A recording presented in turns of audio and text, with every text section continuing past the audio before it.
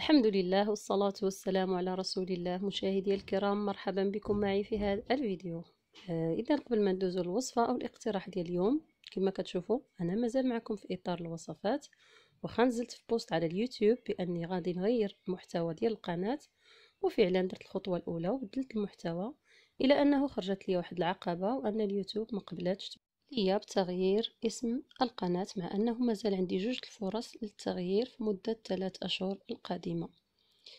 لحد الآن ما عرفتش السبب علاش اليوتيوب رفضات لي بتغيير الاسم، لأن هذا الاسم اللي عندي حاليا ما كيتلائمش مع المحتوى الجديد اللي كنت ناوية ننزله. وإلى أن يسمح لي بتغيير الاسم ديال القناة فغادي نبقى ننزل الوصفات إلى ذلك الحين. على ما يبدو أن الكوزينة مازال ما سخاتش بيا. المهم أنا مازال معكم في إطار الوصفات إن شاء الله. اقتراح اليوم عبارة عن صابلي بريستيج وصابلي ديال الزيادة كما هو واضح في الصورة. كنتمنى ينال الإعجاب ديالكم. إذا نخليكم مع الطريقة والمكونات.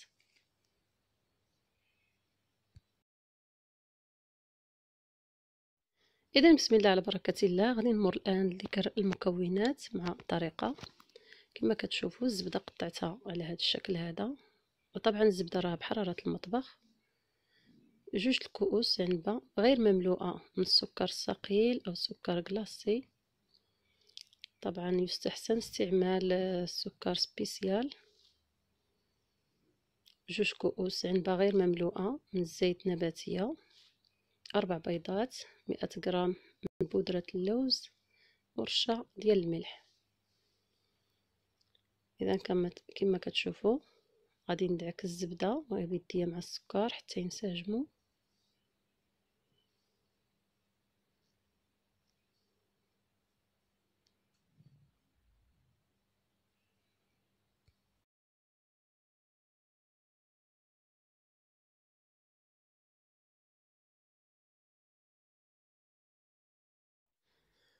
من بعد ما اندمجت الزبدة مع السكر جيدا كنضيف الزيت ثم البيض. انا هنا استعملت جوج، ولكن راه ضفت جوج اخرين، اي في مجموع البيض اللي استعملت هنا هو 4 بيضات. وكنبقى نخلط هكا حتى تولي عندي عجينة على شكل كريمة. يعني خصنا نحاولوا ما نخليوش دوك الحبيبات ديال الزبدة، نحاولوا ندعكوهم مزيان حتى يندمجوا مع الخليط جيدا.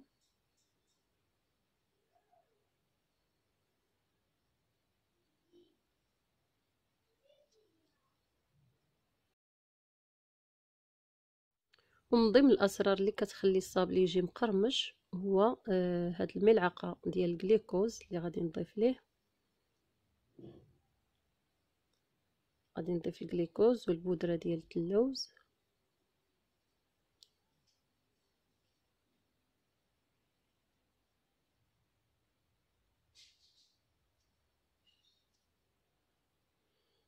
وبالنسبه للدقيق من طبيعه الحال خصو يكون مغربل مزيان. غادي نبقى نضيف شويه بشويه حتى يتجمع الخليط. المهم الدقيق كيبقى على حسب تشرب الخليط للدقيق. كنبقاو نزيدو بشويه بشويه حتى كتبان لينا العجينه تجمعات صافي ونحبسو. والعجينه ما كندلكوهاش، كنجمعوها غير باطراف الاصابع.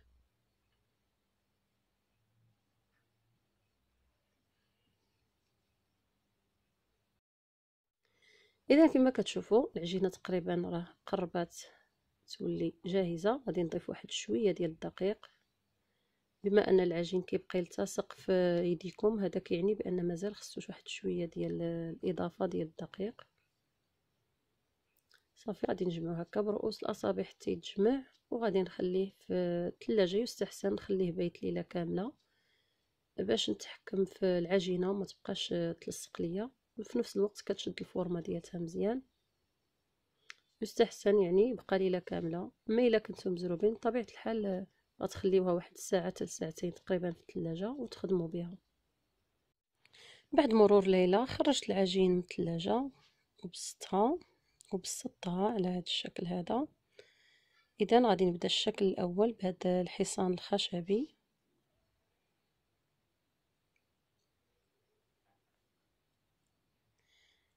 هاد الصابلي هذا، هاد الشكل هذا ديال الزياده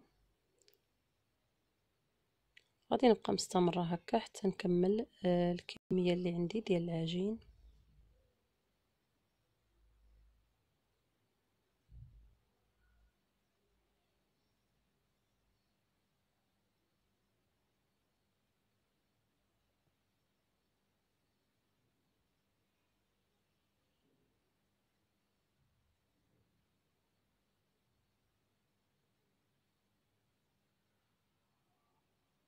ملي كملت طبع القطع اللي عندي كنجمع العجين غير هكا، وهاد المساله مهمه جدا باش الصابلي يجي مورق من الداخل.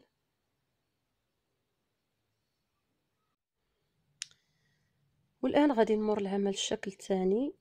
هاد اللبسات ديال لي بيبي، واحد الحاجه مهمه ايضا بالنسبه للمدلك، كنبداو من الفوق للاسفل دائما باش العجينه تبقى شاده الفورمه ديالها.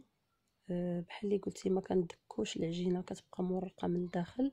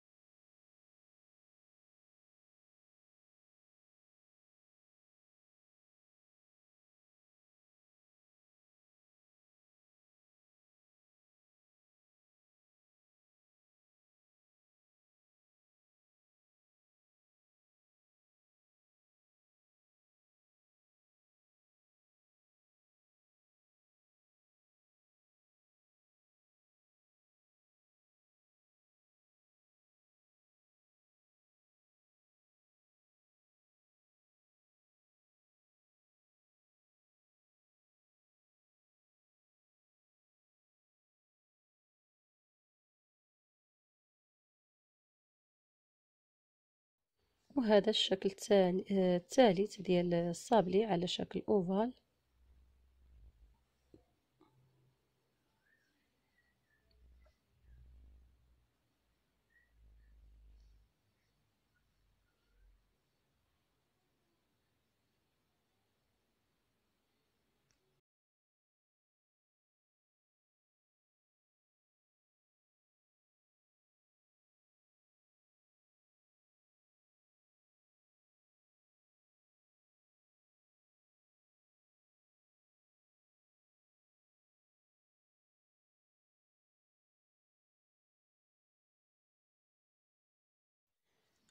والشكل الثالث غادي ناخدو، غادي نقطعو على شكل دوائر. ودائما القطعه ديال الصابلي كتكون اكبر من الشكل اللي كنختاروه ديال الشوكولاط، باش كتبقى واحد المساحه نفينيوها باللوز او كاوكاو كونكاسي.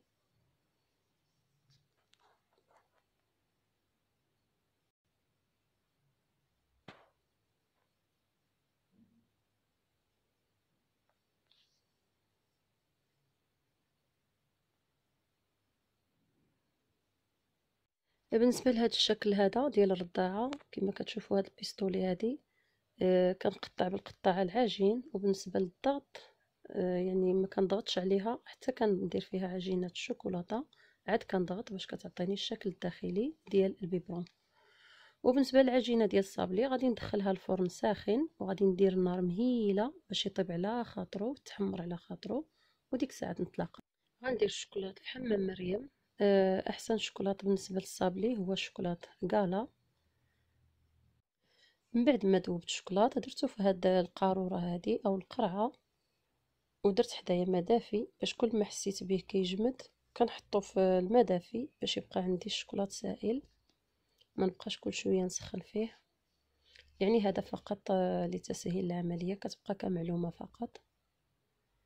اذا غادي نبقى مستمره على هذا الشكل هذا حتى نكمل جميع القطع اللي عندي، وغنحطهم يبردوا على خاطرهم.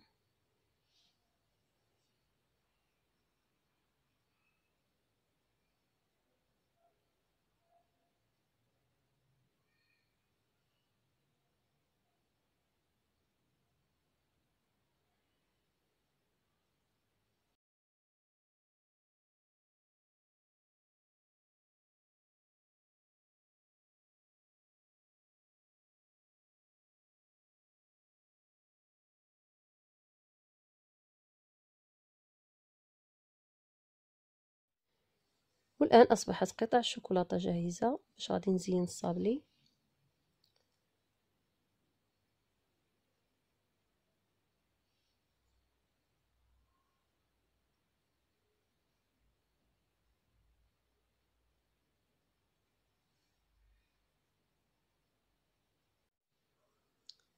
كتبقى أحسن حاجة نلصقو بها الصابلي هي 2 معالق كبار ديال الجليكوز عامرين ومعلقة كبيرة ديال الناباج، كنخلطهم جيدا. وبالنسبة للنكهات فكتبقى اختيارية، بما أني درت عجينة عدة أشكال بعجينة واحدة، فأنا خليت النكهات حتى الآخر. غادي نقسم الخليط ديال الجليكوز مع الناباج، وكل كمية غادي نقسمها على حسب الذوق. هنا عندي درت الناطة، والجزء الآخر نسمته بالفريز، والجزء الثالث غادي نسمو بنكهة البيستاش.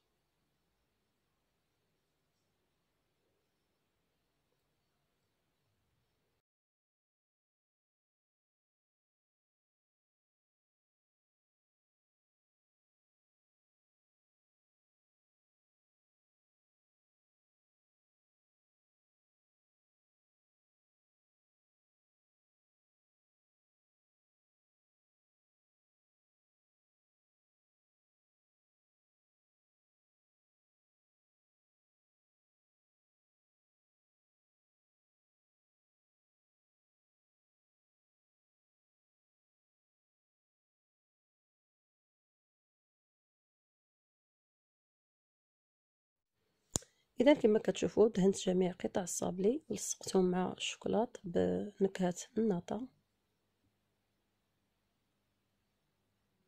والتجويف ديال الزواقه ديال الشوكولاته درتها بنكهه الفراوله، والشكل الاخر درته بنكهه ديال البيستاش كما هو واضح لكم في الصوره.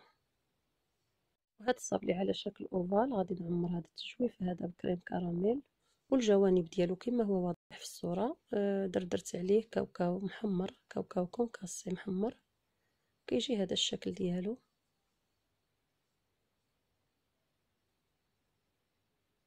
ودابا غادي نزين الصابلي ديال الزياده بعجينه الشوكولاته كما هو واضح في الصوره. انا درت هنا الغوز الابيض.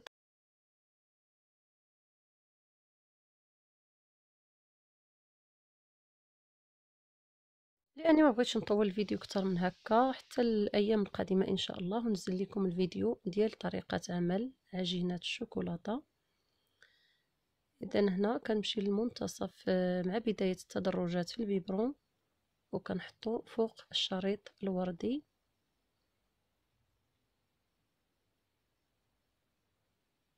وهكا تنكمل جميع القطع اللي عندي.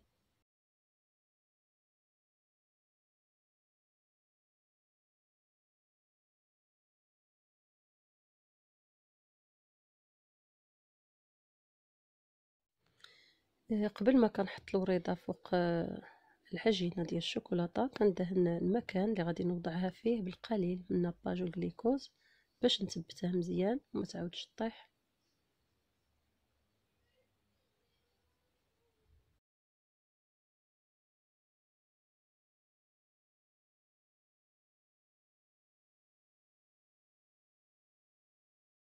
والان المرحله الاخيره كندهن قطع الصابلي بخليط الجليكوز ومربى المشمش.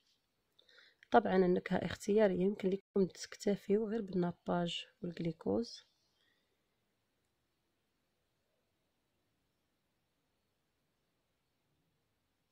صافي كما كتلاحظوا غادي نبقى مستمره على هذه الطريقه هذه تنكمل هادشي اللي عندي كامل، ونتلاقاو في الشكل النهائي ديال الحلوى ديال اليوم.